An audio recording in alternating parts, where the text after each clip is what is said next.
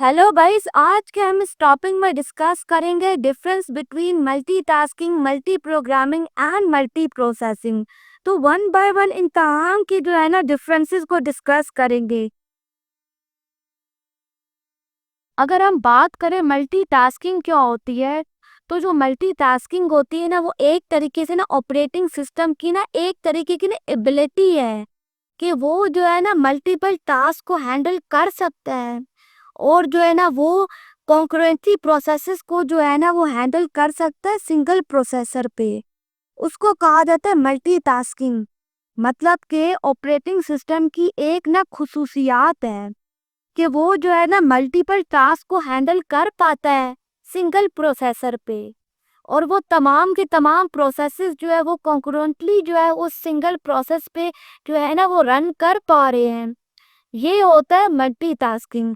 मतलब operating system की ability है कि वो मल्टीपल टास्क को हैंडल कर पाए, इसको कहा जाता है मल्टीटास्किंग।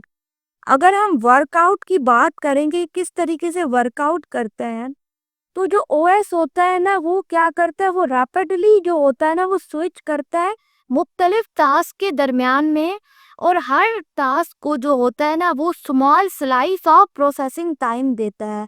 यानी कि हर टास्क को थोड़ा थोड़ा टाइम देगा और टास्क के दरमियान में ना स्विच करेगा, क्योंकि ये जो है ना सिंगल प्रोसेसर पे जो होता है ना ऑपरेट करता है। आपको पता ही होगा जो सिंगल प्रोसेसर होता है ना वो एक वक्त में एक ही टास्क जो होता है ना वो हैंडल कर पाता है, लेकिन हमने तो उसे मल्टीटास्किंग करवानी है। तो वो कैसे परफॉर्म करेगा, वो स्विच करेगा डिफरेंट टास्क के दरमियान में। तो ये इस तरीके से वर्कआउट करता है, और ये जो होता है ना एक तरीके की ना ऐसी इल्यूजन क्रिएट करता है कि तमाम के तमाम टास्क जो है ना वो साइमल्टेनियसली एग्जीक्यूट हो रहे हैं। हालांकि तो ऐसा नहीं है।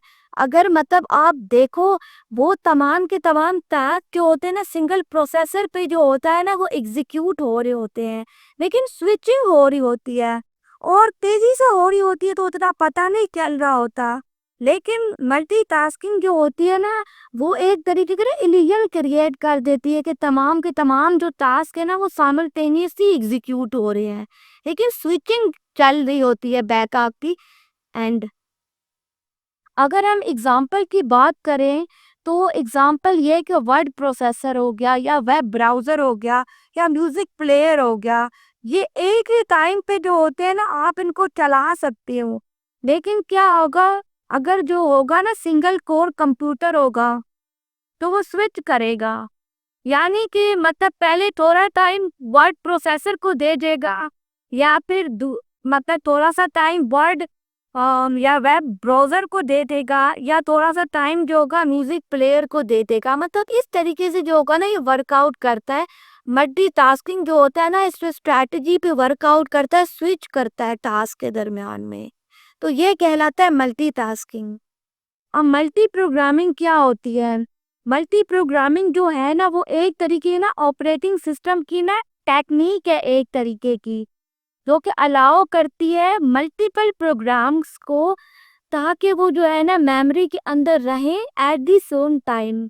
मतलब मेमोरी के अंदर जो प्रोग्राम्स होते हैं ना वो मौजूद होते हैं, लेकिन क्या होता है एक ही प्रोग्राम जो होता है ना वो एग्जीक्यूट होता है एट अ टाइम। मतलब एक ही वक्त में एक ही प्रोग्राम एग्जीक्यूट होगा, बाकी प्रोग्राम्स जो होंगे वो मेमोरी के अंदर जो होंगे ना वो मौजूद होंगे। अब इससे क्या होता है, इसी जो होता है ना ऑपरेटिंग सिस्टम स्विच करता है प्रोग्राम्स के दरमियान में, और वो इस तरीके से अपेयर आपको लगता है या ऐसी इल्यूजन क्रिएट करता है कि वो तमाम के तमाम जो है ना वो साइमल्टेनियसली रन हो रहे हैं। लेकिन जो होता है ना even though that are not, मतलब कि वो ऐसा नहीं है। मतलब इससे क्या होता है, ये इसलिए यूज किया जाता है ताकि जो है ना सीपीयू की यूटिलाइजेशन को मैक्सिमाइज किया जाए, और जो है ना इसको बिजी रखा जाए एज मच एज पॉसिबल। मतलब मेमोरी के अंदर तमाम प्रोग्राम्स मौजूद है, जब भी जरूरत पड़ेगी वो प्रोग्राम एग्जीक्यूट हो जाएगा। इसलिए क्या होता है, मतलब कि जो सीपीयू होता है ना इसकी परफॉर्मेंस जो होती है ना वो बढ़ जाती है, यानी कि इसकी यूटिलाइजेशन मैक्सिमाइज हो जाती है मल्टी प्रोग्रामिंग के थ्रू। और ये ना एक टेक्निक होती है जो कि ऑपरेटिंग सिस्टम इस्तेमाल करता है। और जो होता है ना, आपको एक इल्यूजन क्रिएट हो जाती है कि तमाम के तमाम प्रोग्राम जो है ना वो साइमल्टेनियसली एग्जीक्यूट हो रहे हैं। लेकिन क्या होता है, वो तमाम के तमाम प्रोग्राम्स जो होते हैं ना वो स्विच कर रहे होते हैं क्योंकि मेमोरी के अंदर मौजूद हैं। इसको कहा जाता है मल्टी प्रोग्रामिंग। यानी कि ये जो है ना, जिस तरीके से माइक्रोसॉफ्ट वर्ड हो गया या ईमेल होगा या वेब ब्राउज़र हो गया, ये जो है ना मौजूद हैं। यानी कि मतलब वन बाय वन जो होंगे ना एग्जीक्यूट होंगे, मतलब कोर सीपीयू के कोर पे। लेकिन क्या होगा, ये मेमोरी के अंदर मौजूद होंगे तमाम के तमाम प्रोग्राम्स, और वो सीपीयू वहां से उठाएगा और एग्जीक्यूट कर देगा। इससे आसानी हो जाती है। सीपीयू को बार बार जो है ना वो मतलब कि नहीं देखना पड़ता है कि मेमोरी के अंदर मौजूद भी है ये टास्क। अगर मौजूद नहीं है तो उससे क्या होता है, हेडेक क्रिएट हो जाता है, मतलब टाइम ज़्यादा लग जाता है। अगर मेमोरी के अंदर तमाम के तमाम जो होंगे वो मौजूद होंगे तो टाइम कम लगेगा। ये मल्टी प्रोग्रामिंग का जो है ना कॉन्सेप्ट है। अगर हम बात करें मल्टी प्रोसेसिंग क्या होती है, तो जो मल्टी प्रोसेसिंग होती है ना, वहाँ पे आपको ये बताया जा रहा है कि वो ना मल्टी प्रोसेसर का इस्तेमाल करते हैं, जिसको आप कोर्स भी कहते हो विद ना सिंगल कंप्यूटर। मतलब कि सिंगल कंप्यूटर में मुख्तलिफ कोर्स का ना इस्तेमाल होता है, ताकि जो है ना मल्टीपल टास्क को साइमल्टेनियसली जो है ना वो एग्जीक्यूट किया जा सके। मतलब मल्टी कोर्स पे ये ऑपरेट करती है मल्टी प्रोसेसिंग। मल्टीपल कोर्स होते हैं एक ही सिंगल पीसी के अंदर, ताकि जो है ना मल्टीपल टास्क को जो है ना एग्जीक्यूट कर सके साइमल्टेनियसली। मल्टीपल कोर्स पे चलता है मल्टी प्रोसेसिंग। अगर हम बात करें कि ये किस तरीके से वर्कआउट करता है, तो क्या होता है, हर प्रोसेसर जो होता है ना वो अपना ही टास्क को जो है ना वो इंडिपेंडेंटली हैंडल करता है। उससे क्या होता है, उससे ना ओवरऑल जो परफॉर्मेंस होती है ना वो फास्ट हो जाती है। देखो, जब स्विचिंग होती है ना तो उससे क्या होता है, परफॉर्मेंस पे फर्क पड़ता है। लेकिन अगर हर टास्क जो होगा ना वो इंडिपेंडेंटली रन करेगा तो उससे क्या होगा, परफॉर्मेंस बढ़ जाती है। इसलिए आपने देखा होगा जो मल्टी कोर प्रोसेसर्स होते हैं जो कि आजकल यूज हो रहे हैं, उनकी प्रोसेसिंग फास्ट है एज कम्पेयर टू किस तरीके से आप पेंटियम 4 यूज करते थे, वो सिंगल कोर पे रन करता था, उसमें टास्क स्विच होते थे। लेकिन आज के जो मल्टी कोर प्रोसेसर यूज होते हैं पीसी के अंदर, उससे क्या होता है, पीसीस एफिशिएंट हो गए हैं, उनकी एफिशिएंसी बढ़ चुकी है, क्योंकि वो इंडिपेंडेंटली टास्क जो होता है ना उनको जो होता है ना वो मतलब लेते हैं और इंडिपेंडेंटली जो होता है ना उनको परफॉर्म करते हैं, तो उसे स्पीड फास्टर हो जाती है। अगर हम मिसाल लें मल्टी प्रोसेसिंग की, तो आज के जो मॉडर्न पीसीज है वो मल्टी कोर प्रोसेसर का ना इस्तेमाल करते हैं।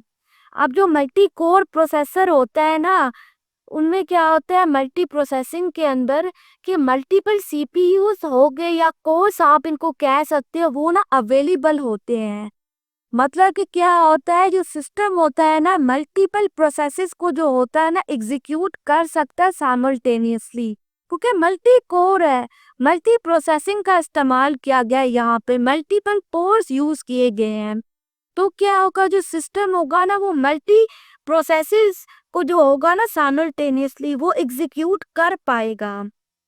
फॉर इंस्टेंट मतलब एग्जांपल अगर हम ले, तो क्या होता है, एक कोर जो होगा ना वो गेम्स को जो है हैंडल कर रहा है, दूसरा कोर जो है ना वो वीडियो को इनकोड कर रहा है, मतलब वीडियो को कंपाइल कर रहा है, और जो थर्ड कोर है वो जो है ना बैकग्राउंड म्यूजिक को या सॉफ्टवेयर को अपडेट कर रहा है, या म्यूजिक रन हो रहा है या सॉफ्टवेयर अपडेट हो रहा है। तो क्या होता है, हर कोर जो होता है ना वो डिफरेंट प्रोसेसेस को जो होता है ना वो परफॉर्म करता है एट दी सेम टाइम, मतलब सेम ही टाइम में तमाम चीजें जो होगी वो परफॉर्म हो रही होंगी। इससे क्या होता है, ट्रू पैरेललिज्म जो होता है ना वो इस्टेब्लिश होता है, मतलब पैरेलली टास्क परफॉर्म हो रहे हैं लेकिन एक ही वक्त में। तो इससे क्या होता है, स्पीड फास्टर हो जाती है, तमाम काम जो होते हैं वो at the same time perform हो पाते हैं। मल्टी प्रोसेसिंग जो होती है वो फास्ट होती है, और आज के मॉडर्न पीसीज में इसका इस्तेमाल किया जाता है क्योंकि इसके मल्टीपल कोर्स होते हैं और हर कोर जो होता है अपना टास्क इंडिपेंडेंटली परफॉर्म करने की कैपेबिलिटी रखता है। तो ये था कुछ मल्टीटास्किंग के बारे में, मल्टी प्रोसेसिंग के बारे में और मल्टी जो है ना प्रोग्रामिंग के बारे में। मैंने वन बाय वन आपके साथ डिस्कस किया। मैंने ये भी बताया कि कौन से जो होता है ना मॉडर्न पीसीज जो है ना, कौन सी जो है ना चीज़ को इस्तेमाल करते हैं, यानी कि मल्टी प्रोसेसिंग का इस्तेमाल करते हैं और आजकल क्या इस्तेमाल हो रहा है। तो उम्मीद है कि आपको यो लेक्चर पसंद आया होगा। Thank you.